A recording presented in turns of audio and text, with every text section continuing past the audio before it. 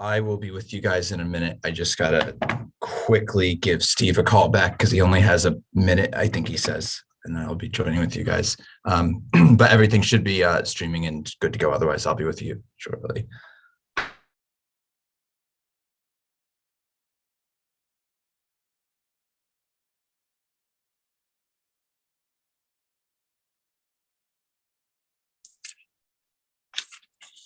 I know Beverly's joining us.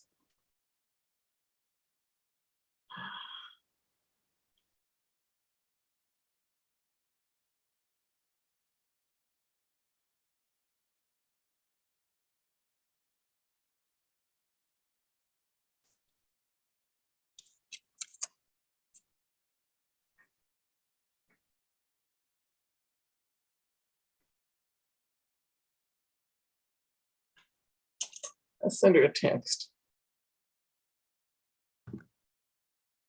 Who are you looking for? Beverly. Oh yeah. Remember she said she'd temporarily forgotten about this.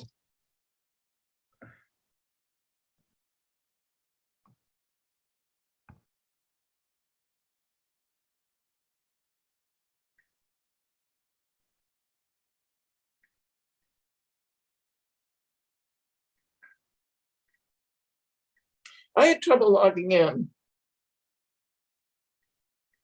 So I left and came back.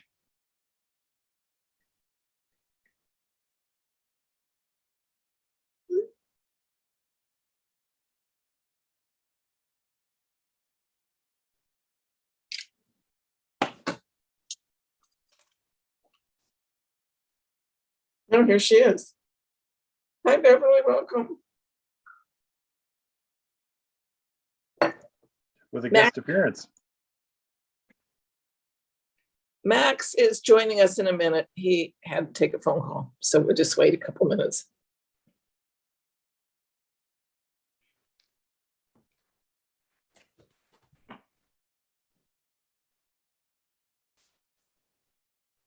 I have good news to share, but I'll wait till Max is present. Good news is welcome. Tantalizing.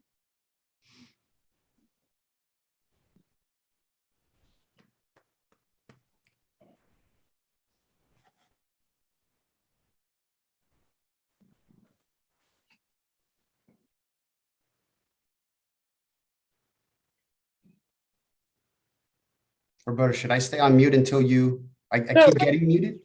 No, don't, I don't know who's muting you, but don't. Okay. I'll just, good morning, Beverly. Good morning. Group. So Max and I had a really nice meeting at 9 o'clock this morning with Beta NYC. Oh, And we have two pieces of good news.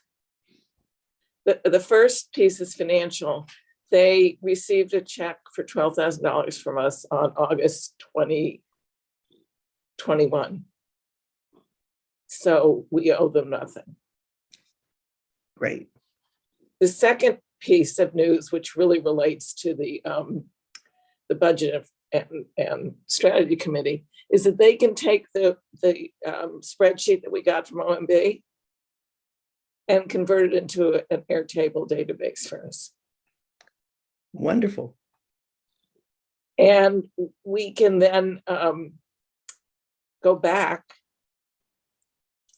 for the last several years and update the data. So we can then track things. For example, Leo, if Gail gave us money when she was city council a while ago, we can differentiate from money that she might give us now. So that would be really helpful. But just to continue with the Airtable, so Max and I, they are going to do a scope of work for us. Max and I are coming up with specifics. In the meantime, I'm sending them the OMB spreadsheet, and they will, with some information of other fields that we want, how we want to use it. So we should have that within the week. They'll complete the work within the week, is that correct? But no, they'll convert it into a Okay. date. So and they will get us interns or fellows starting in June. Excellent. So that's. Max, you want to add anything? Just that what you and I talked about earlier, that we think it's particularly good timing because one, we're hiring a new staff person within the next few weeks, and then it's easier to train someone brand new I suspect, and I think Jesse will be excited about it as well. So yeah, we're drafting a scope of work, and we're going to see, but I'm pretty excited about it. We have this pending proposal from the bylaws task force to have a treasurer who, with Max's assistance, develops reports on a periodic basis for the executive committee and the full board as necessary. I think that one thing would be helpful is if the Airtable possibilities could include the template for automatically generating a report that's usable to provide budget status, maybe as compared to prior year, maybe as compared to something else, I'm not sure, but sort of a public presentation formatted budget presentation. If that could be developed with the push of a button, that would be awesome. So we'll find out what other boards have done. So for example, Board 6 did a whole bunch of stuff on their own, and they've created a resolution so they can track all their resolutions, and they've gone back many, many years. So someone inputted the data, but I think on the budget stuff, it would have to be going forward. We wouldn't be able to backtrack. Unless okay, if OMB has spreadsheets, then if an Excel spreadsheet can be converted into Airtable. And while we're on Airtable, before we go back into the budget, there's the public and the private part. So the private part would be the office staff and anybody else that Max appoints to enter data into the system. And then the public view is just what we would allow the public to see. So you can keep some things private. For example, people don't want their phone numbers. You can generate a list of board members, but you wouldn't want to put phone numbers and emails except for board members. So the scope of work for Data NYC is well beyond just budget. It goes into creating other databases for us. Yeah. Oh, okay. Yeah, that's been in the works for a while, and it's great that it's coming together.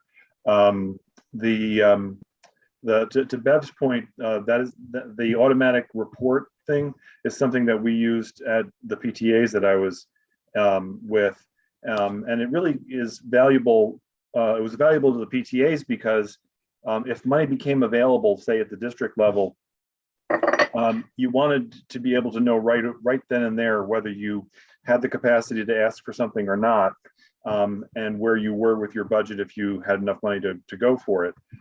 So I think that's a terrific thing to put on the list of things that Beta NYC should be able to generate for us. And my understanding is that a decent coder would be able to do that without a great deal of, reinventing of wheels.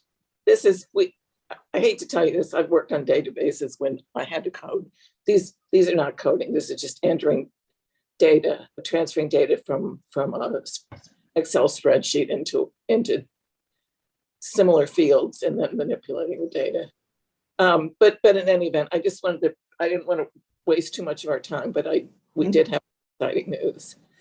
And we invited Leo because Leo has great knowledge of the budget, and also you're muted still. There. Oh, okay. Yes. Well, thank you for the invitation. I love talking about budgets, budget processes. I thought what I would do today is kind of just speak to the different avenues of the budget process, give you updates where we are on the city level and what cycles we've just kind of gone through. And I'll explain specifically when I talk about different budget pots. I'll give definitions of what that does. But before that, I even wanted to kind of just lay out Council Member Brewer's approach to budgeting, right? So I know you folks have dealt with either your personal budgets or just organizational budgets. It really is a puzzle. So if we can't do something on one particular bucket, we try to figure out ways to spread it across and go into different buckets, and I'll explain that. So really, when we approach budget as a holistic picture, there's a couple of things that we're trying to do. And this is of the direction of the council member. We try to help as many organizations, people, constituents as we can. And to give you a specific example on what we mean by that, to date, we've met with about 120 community-based organizations about their applications. That's a big number. We've gotten a lot of positive feedback from these community-based organizations that we are a district that is accessible, that is open, that can make time. We, of course, had to build a scheduling structure. You imagine trying to go back and forth with groups and saying, this time doesn't work, how's that? You know, it was a process, but we started those early in February. We're still having them now. So we're very proud of that effort, and it is a part of our job, right? We have to be accessible. We have to either explain. Sometimes it's about process. Community-based organizations don't always have a lobbyist behind them to be able to understand the deadline and what's the, what is the best way to approach the application, and how do you bring attention to your application? For instance, how do you reach out to other council members, and how do you start understanding the different citywide initiatives? So we've been doing a lot of that work, and that just goes to our first principle about being as helpful as we can to as many people as we can. The other thing that we talk about is not only just helping on a financial sense, but also being vocal. So if there are current initiatives that are being negotiated, as a reminder, Councilmember Brewer is on the speaker's leadership team and is on the budget and negotiations team. So we're very lucky that we have, the district, and, she advocates as well for the district, but for the city, that she's in that position. So it's not only just how can we help with financial support, we have limited budgets as well, but also how could we help vocally? And sometimes that means about championing a particular project, particularly around big capital, big ticket items. We can't afford to fund, a whole a renovation of a park, but we could definitely show our commitment to it by giving money and then also advocating for it. The third thing in terms of our approach is also working with other electeds. So we're in constant conversation with, with O'Donnell's office, with the Manhattan Borough President, with Congressman Nadler, to just say, because we're in a privileged position, right? So we see a lot of applications and asks come to our office that we could then share with other offices and say, hey, maybe we weren't able to do fully this project around NYCHA, but would you be able to help? So we have kind of those conversations as well. So that's kind of our approach to budgeting. If we can't solve it here, we're going to try to solve it somewhere else. And we want to be transparent and as helpful as we can to as many people. But in terms of the other budget cycles that have been happening, this might be a little bit of a foundational, but stop me if it's too foundational, but I'll give you kind of a perspective on where it is. So there's a few pots, one of them being our member discretionary item, and that's really for local work, right? So every city council member has a small pot of money to help towards youth, seniors, local initiatives, and poverty initiatives. So like I mentioned before, we've been meeting with a lot of those community-based organizations that are doing good work in the district. And that's one form of trying to push forward our community agenda. The other big thing that has, kind of these things, I should say, we have deadlines for them, but they don't really end now. Until we finalize the budget on the June 30th, there's room, right? But, there was a discretionary deadline that we submitted for. There's a capital investment that we also worked on, also submitting and listening to community-based organizations, listening to community residents. In that capital project, I think you're all aware, and once again, we thank you for your help in getting the word out, but we did choose to be a part of participatory budgeting this year. So that was a $1 million commitment to the projects that were voted by the community. So of that, we had a few school projects, bathroom renovations, some technology upgrades. We had a security camera project that was that won in collaboration with the NYPD. We'll figure out how to put that across the district in high traffic areas to help, to help with public safety. And then the last one being the greening project, where we are going to identify trees, opportunities to put more trees and tree guards, repair.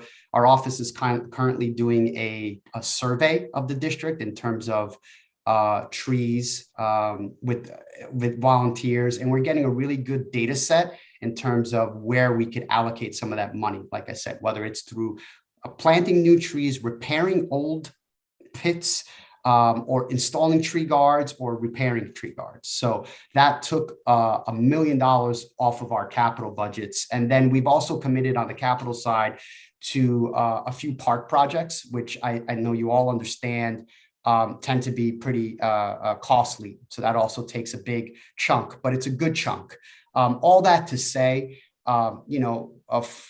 money is a finite resource. You can't fund everything, but we really try to prioritize from what we were hearing. Also, Councilmember Brewer, we have a privileged position where, by being Manhattan Borough President and City Council member before, there are multiple swings that you could take. So you do an investment in 1 year, you try to add more money. So we kind of have that historical knowledge where we know which projects are almost done in terms of being completed if we just give that last bit of push. So in terms of the capital side, that's kind of where we are. But, our priority has always been schools. We've done a lot of investments into our schools.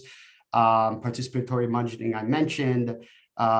There's the NYCHAs as well. We're always making sure that we're trying to support that. NYCHA particularly is one of the projects that we've been reaching out to to both O'Donnell's office and Nadler's office for support on. And so far, all indications look like we're going to be able to support those projects. I think you're noticing my language. It's always very cautious because nothing is final until it's final. So I'm showing you our efforts and our priorities and our perspectives, and we'll see as things come through. Other things that are currently being negotiated. So as just a brief point on timeline on the mayor's budget. So the mayor released his final budget on the end of April. So now the next couple of months until June 30th, the city council is having hearings with agencies. All that stuff is public on the city council's website. So if you ever want to hear a testimony from, like this morning was the NYPD, the public is available to listen in on those sessions. They go long, so make sure you have a good strong cup of coffee and a nice bagel to accompany you. But those are currently happening, and it is the city council getting more data to be able to not respond to the mayor's budget, but just final negotiations around the budget. So there's a lot of things that are happening on the executive budget. The other thing that's going to be a part of that process is the negotiation of citywide initiatives. So last year, there were a number of initiatives, and this year they're currently negotiating. But I'll kind of give you a highlight of what the main initiatives are. And then each member has an opportunity to fund those opportunities. So for instance, digital inclusion was an initiative last year, after school programming. I have a document, Beverly, as well, that I could send that you could see last year's, but currently they're trying to figure out which ones they'll keep and what are the dollar amounts for all of these. A greener NYC, New York City cleanup, park equity, seniors, food pantry, and domestic violence. Those were some examples from last year. And the reason why I want to highlight those initiatives in this conversation is that there will be another opportunity to fund some of the community-based organizations or to meet some of the community goals if we weren't able to solve them around the member discretionary pots, the capital pots. We'll have an opportunity now on these member initiatives. And then, of course, there's always the opportunity in the city budget. So negotiations is happening now. You could also read the city council's response to the preliminary draft on the website. Once again, if you need any of this, I could do a follow-up email. I could point you to all these things. Everything's on the city council website, where the city council had an opportunity to kind of highlight what their priorities are and where they see some potential increased investments. I'll just kind of throw out some topics, and I think this won't be too dissimilar from what you folks know in the district. Sanitation is a big issue. So we're negotiating where that bottom line is going to land, and how do we mitigate rat problems, and how do we increase the number of litter basket pickups, as well as how do we invest in a truly universal organics recycling program. That's a big top priority. Mental health also is a big priority for the council, as well for the administration, but that's a point of negotiation. Investing in the infrastructure, city's infrastructure, affordable housing and homelessness. What are things we need to do to solve that problem? And then on the last point, and I'll stop for your comments or questions, just some things that are of, everything's a priority for Council Member Brewer, but some things that she is really being vocal about is, of course, playground and schoolyards, just access, for the community, improvements to those, having community centers open at NYCHA on the weekends. There's a connection between community activity, potential public safety issues, responding to violence. There is reactive things, but there are also proactive things that you could do, give people an opportunity to build community, build culture, and get away, stay off the streets. So this idea of having playgrounds and schools open and libraries is another thing as well. The council member believes that libraries should be open 7 days a week. The other thing about libraries is everyone's got a different time. It's like Tuesdays at 4 and standardize it. Let's figure out what the funding is to standardize library hours. So, if you want to go, there's something that's going to be open for you. Social workers in schools as well is a big push, especially when we realize what we have gone through as a city, as a nation, as a world, what our kids have gone through as well, and coming back from that. Organics, I mentioned, and then also a literacy program, coming up with the funding so that, literacy is an issue that when you talk to school leaders, they're always going to tell you our kids are struggling, or one of our priorities is literacy. I think that has become compounded with the remote learning and being away from school and the disruptions.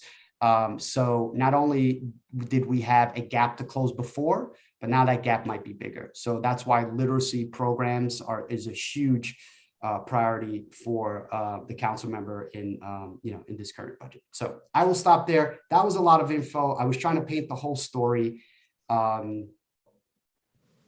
You tell me, Roberta, or anyone else. No, that's great. And if you could just point us to a few things we might look at on the city council website, so we're not. Sure. I think I mentioned past member initiatives. And then I also mentioned the responses, the council's response to the preliminary mayor's budget.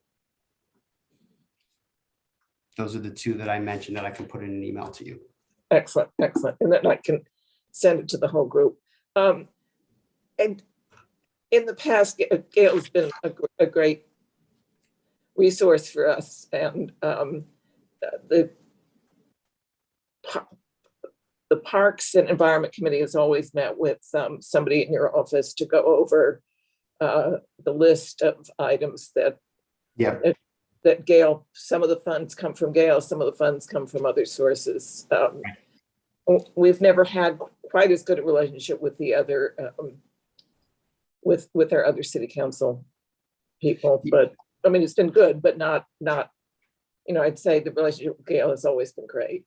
right. And I think I have a meeting on the 16th, I believe, with Parks Committee, Yes. your Parks Committee. So we'll do a little more on that then as well. And one of the big asks you'll see in the capital expense budget was the rec center, where the skylight is leaking. And we had asked for funding, and OMB sent back to us that we should ask our city council rep for funding. And Gail was involved in that when she was in the city council, because that rec center money goes back a long way. And she was one of the major advocates for it. Yeah. No, we've seen it. It's on the, we've seen it on the list of suggested applications. And I don't recall the total dollar amount where it's at, but I'll have we could talk more about it on the Parks Committee. I think it's under $1 million, but I think the number is in the document I sent you. Yeah. Okay. Great. Can I jump in on one or two? Yeah, I'm feeling. Thanks. One of the things that you touched on sanitation, and one of the things that has been back and forth in our district, and you all probably know this, but I just thought it's worth mentioning. 7-day litter basket pickup isn't that expensive an item, but it constantly comes and goes.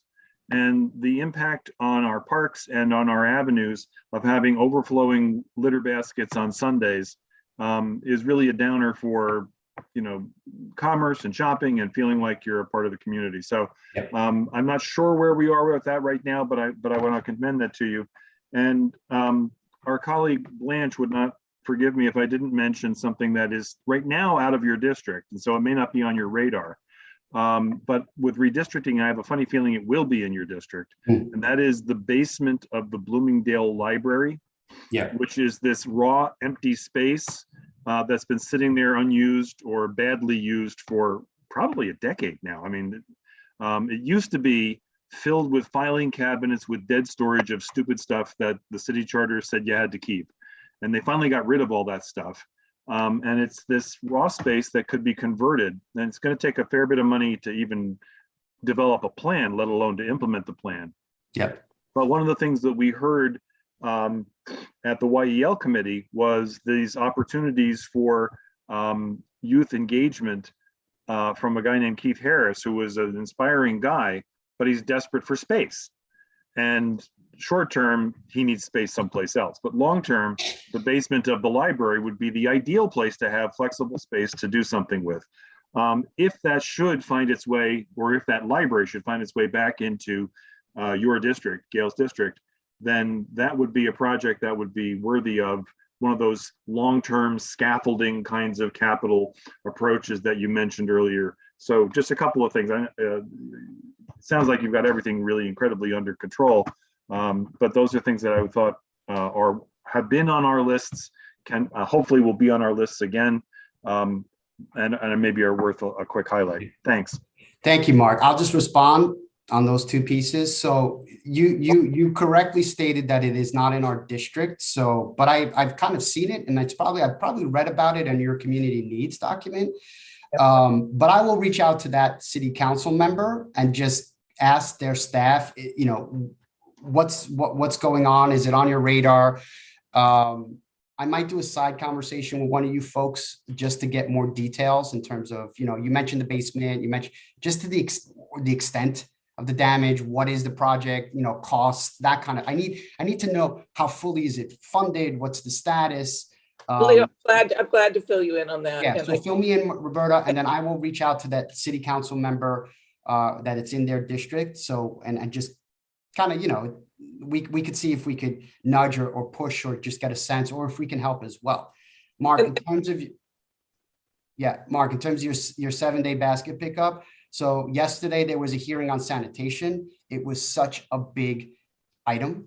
And, when we talk about city politics and policy and all these big things that we want to do as a society and support each other. Sometimes it just comes down basically to picking up garbage on the litter on the corners. And it is something that, to your point, Mark, it's an optics thing, right? But it's also about, like, it's a psyche thing, right? You don't want to walk around your neighborhood and see these things overflowing. And, throughout the pandemic, there were all these community groups that were organizing to just pick up garbage. And, that's a great service. But sometimes you wonder, it's like, why are they doing it and not, city government? And we understand there's cuts and all that stuff. But as we come out of this, right, this simple idea of 7-day pickup is a big idea. And there are a lot of council members that are behind it and that support it. Just so you know, there are some districts that are even worse off. They have 5-day or 6-day pickup. So one time a day. So there's a lot of different, and what the sanitation department got tested on yesterday was,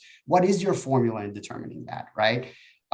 Which districts, but what we're going to advocate for is, widespread pickups. So that's a good highlight, Mark. That's what we need to hear. Thanks. I'll just supplement that by saying that I'm now on my block association board, and we're lucky we have the funds. So we've actually hired the Goddard Riverside Greenkeepers to do our block. We can afford to do that, but not every block can. Right. And so I'm glad that's something that government will step back into as best we can. Thanks for that update. And to the earlier point, Mark, with those green initiatives, those are some of the organizations we're going to look to support so they can continue doing that work for the community on those citywide initiatives that are currently being negotiated now. Could I make one suggestion as well, please? A lot of the issues that were high on our list in the district needs last year relate to not just money, but to changing underlying policies surrounding the use of the money. Yes. Our highest priority last year was food insecurity. And I think in our write-up there, we talked about how the reimbursement rate that nonprofits receive per meal was one of the constraints that made the money less useful, because it meant a huge amount of deficit that had to be funded privately. Yes. So I understand the process. I worked at OMB for 10 years. So I get the way this You still works. have friends there? You still have friends there? I don't know. A lot of them are retired. This is a while back. I was going to say, I want their cell phones if you can. Their home addresses. Yeah, well, I know a few. But still, the question of using the council's leverage at adoption to address some of these more policy-oriented issues seems to me is really paramount, and would like to understand whether this is something that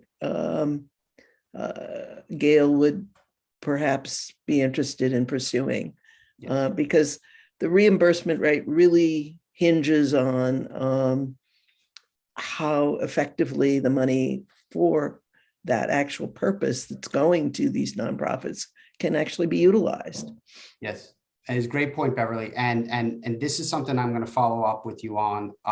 My understanding is that there was an increase in the reimbursable rate.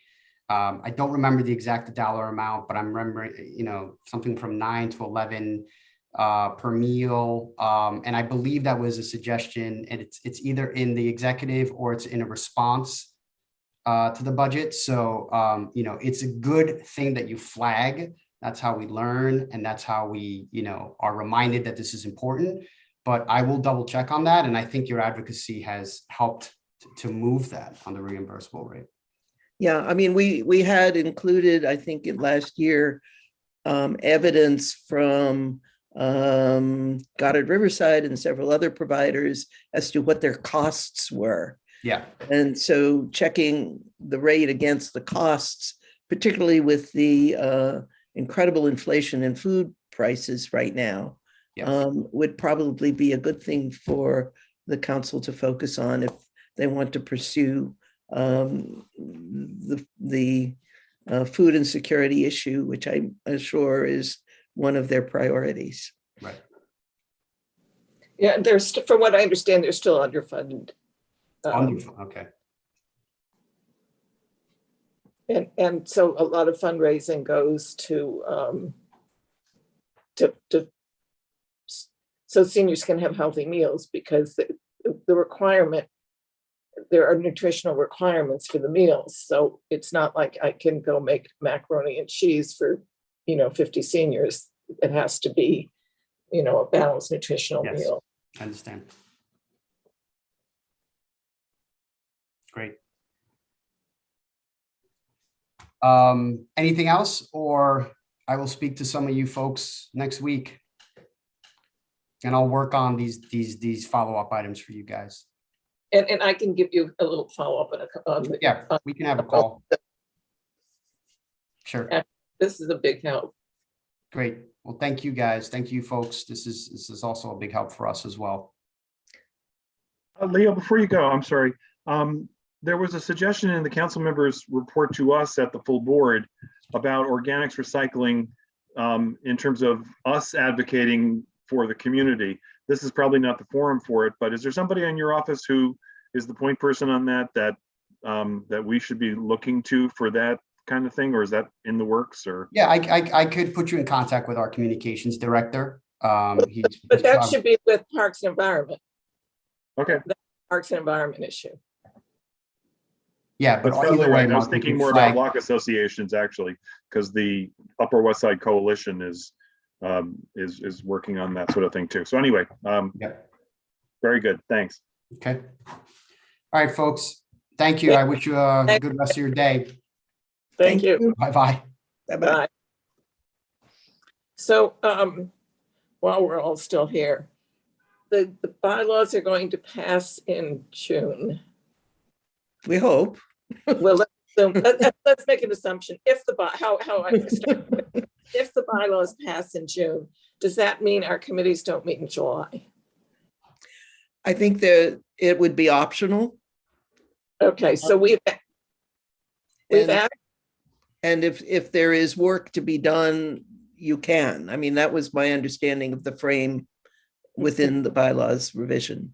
And that's why I was comfortable with that, because if you have nothing to meet about, that's fine. But if you do, then we're here and we're ready for it as well.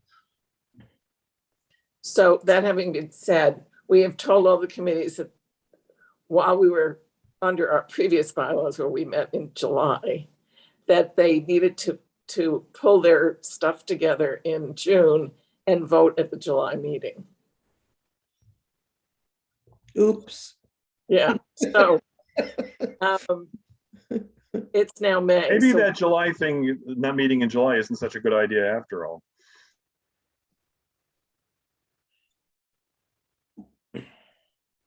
So it just changes our timeline back to where we were last year. Well, if they're supposed to pull stuff together in June, is there any chance they could vote on it, in June? I can call the chairs and ask them.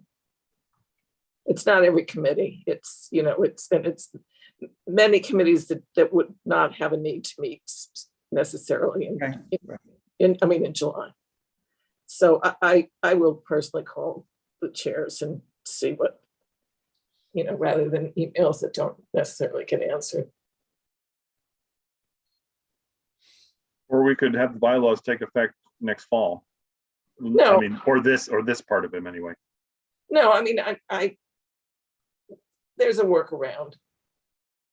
As long as we have a list.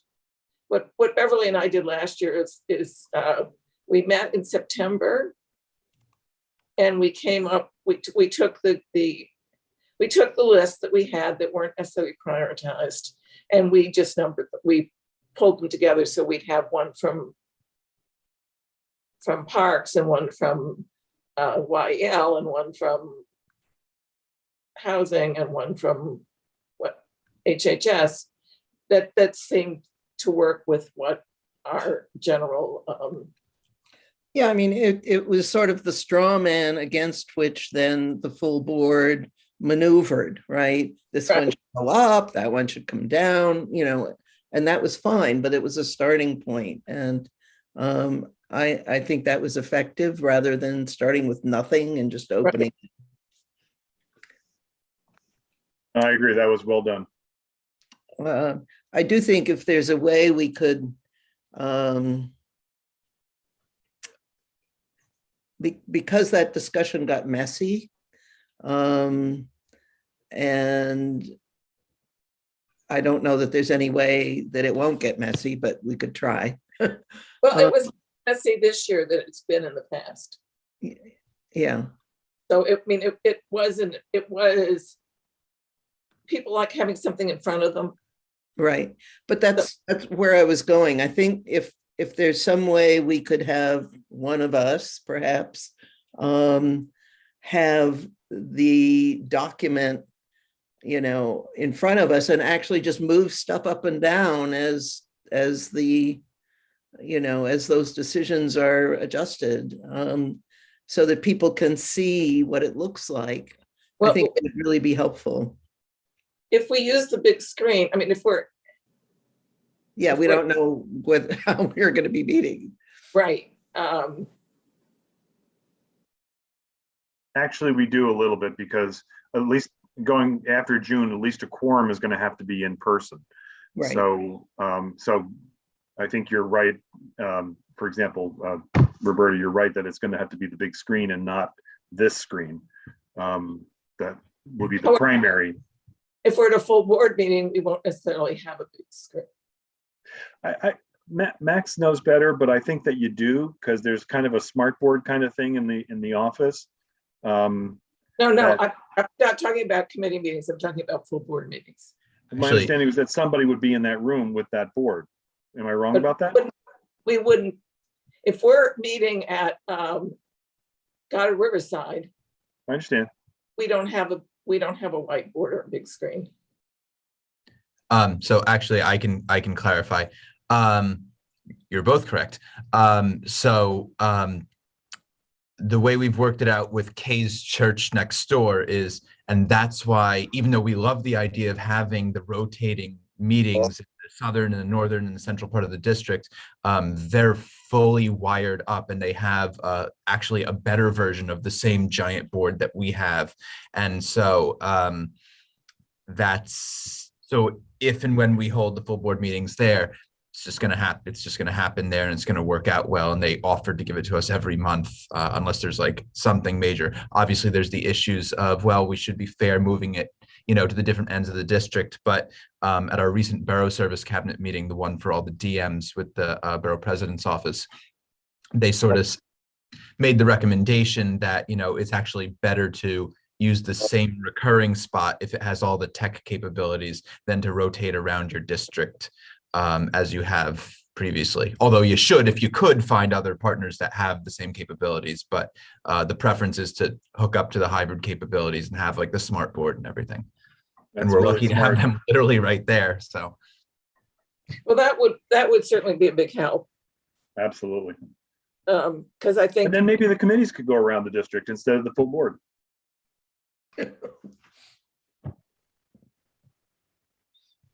so that works. So I think we're going to have to use the same plan we had last year, which is the committees will come up with their lists in June. They can modify them if they need to in September, and we'll come up. Bev and I can do our teamwork, maybe with Max or the new ADM, and set up the list so that we can use that as a template. Yeah, I mean, Bev's point earlier about the DNS includes things that are not just give us money, but also process and non-monetary needs. We've never actually taken a vote in my memory on the DNS itself, just the budget priorities. What do you think about asking for a vote on that as well? Because one of the nice things about that is that when issues come up and somebody wants to write a letter and we don't have a specific resolution on the topic, we kind of have to scramble to figure out what we can say if we don't have time to put a resolution together, but it might very well be sitting there in our DNS. No, so but let me just, voting on the DNS is going to be really impossible because we basically write it as we go, and it's a work in progress. What we base the DNS on is what the committees give us. So the committees have basically work. And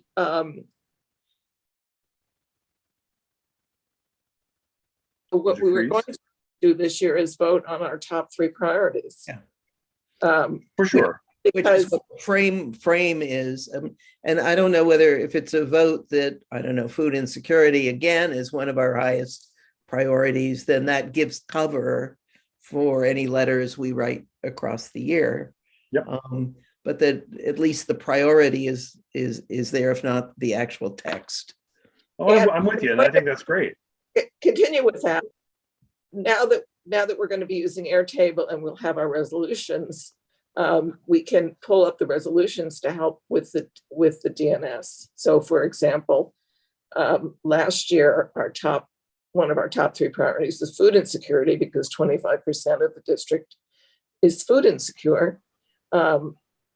Last week or last month, HHS has a resolution about food insecurity. So yeah, we can attach the resolution now to the budget priority. Right.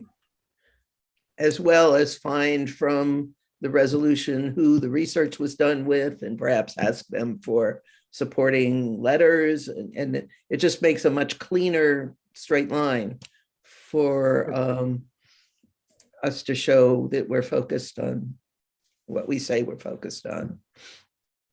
And it also helps, for example, when we're talking with Leo earlier, to be able to say to him that, that God at Riverside and some of the other programs that feed seniors are not getting enough money for their meals. Mm-hmm.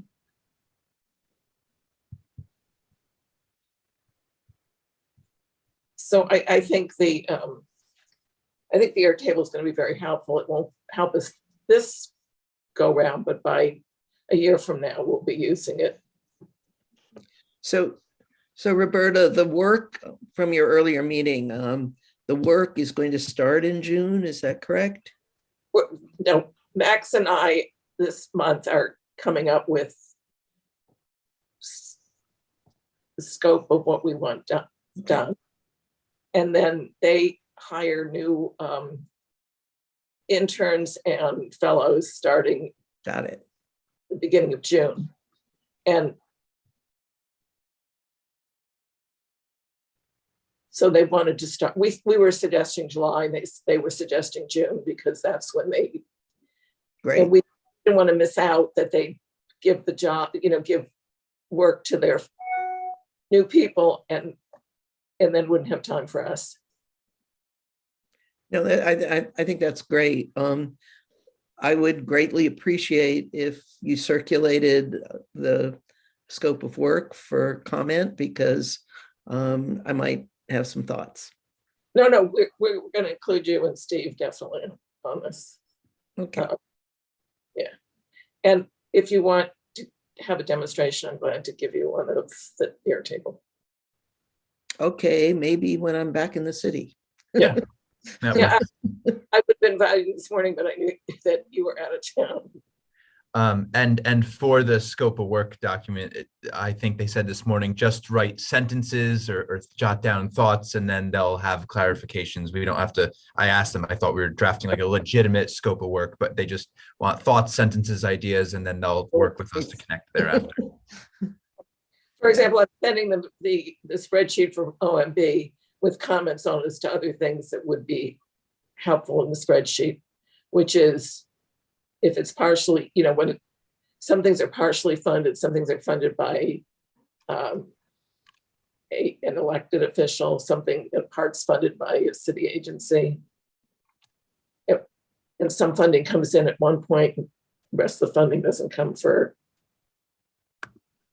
I'm thinking of a playground where The the capital side, yeah.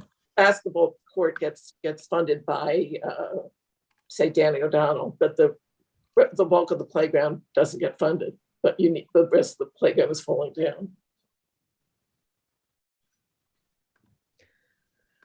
No, I think the whole idea of capital reporting is a whole different box from the OMB reports, which really cover the expense budget. And where what's more important than, because we have the power to move money among their various object codes, and even among at least two of the units of appropriation, is the comparisons between last year, this year, plans next year, sort of to get the sense of how it looks over time, and whether we're tighter than we were or whether we have a little extra. So I think that kind of reporting on the expense budget would be really, really helpful. Yeah. I mean, the city runs a 4-year financial plan. Right. So they've got stuff in the budget or in the financial plan that will be modified 15 times before it happens, but they've got a plan in place for us for 4 years. Right. And I think knowing that is kind of useful.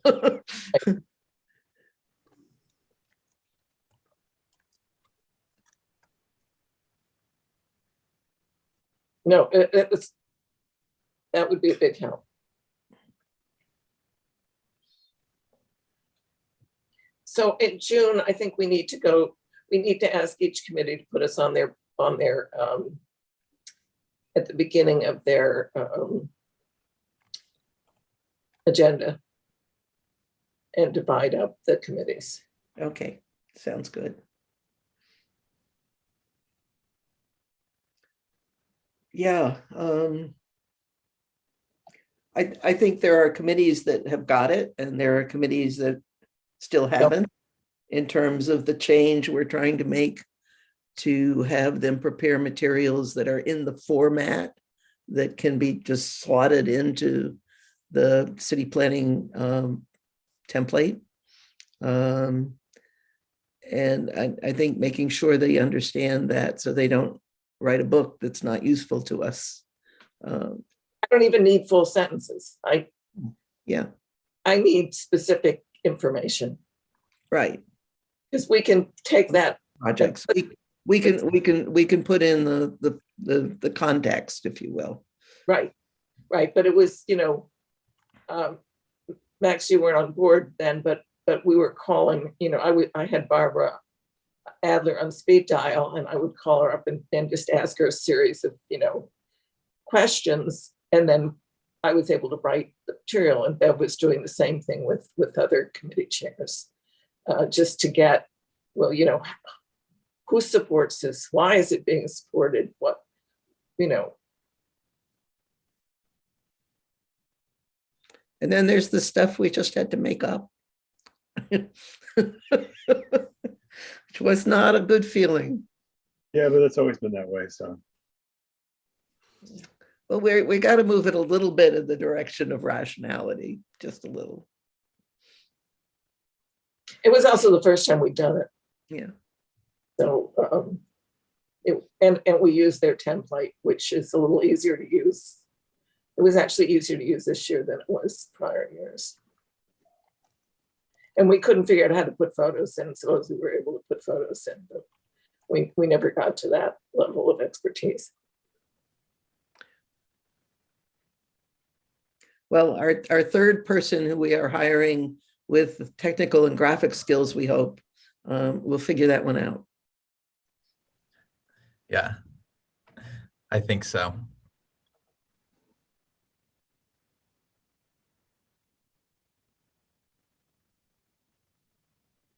It is a learning curve to get 50 board members to understand why the district needs are so important. I really got the sense that he had read them, which was really nice, and that he was using that as some sort of reference point. Yes. Does Gales, I haven't looked at the district lines. Does Gales district currently cover another board? I don't think so. It's just us. Yeah, it does, doesn't it? Doesn't her district go down to a little bit of DB6, four?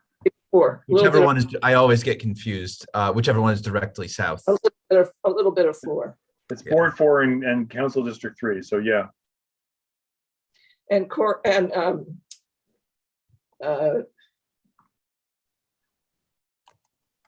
Shauna has the northern part, and Frederick Douglass houses are in his district. yeah. As That's is that weird triangle that I think is going to go away in redistricting. as is I mean, it's a very strange. So many of, I mean, I think, Mark, you were right to focus on Bloomingdale Library, which is not in her district and all of that. But so much of our focus right now, from public safety, from housing, is focused around Frederick Douglass houses. I'm wondering, does it's Shauna Brew, is that the council member there? Does he have a budget person? Should we reach out?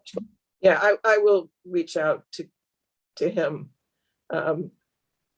Emmett should be able to connect us with whoever their budget person is, Yeah. but unlike Gail's team, they really have not quite made a good effort. And Mark Levine was somewhat helpful, but that district has a lot of NYCHA housing. And Right. Frederick Douglass is actually in better shape than some of their other NYCHA housing. So they've not to not be helpful, but they have concentrated more heavily on with Board 9 and some of the public housing in Board 9. So I think we should reach out and just remind them that we're here. Yeah, I think that, more than remind, kind of make some really concrete Yes. suggestions and get them, sort of focused on that as part of this budget. That would be great. And to take a tour of the library, because Eric Coelho from Mark Levine's office has gone with us to the library. And it's Emmett, right? Yeah. Right. So we'll reach out to Emmett. Okay.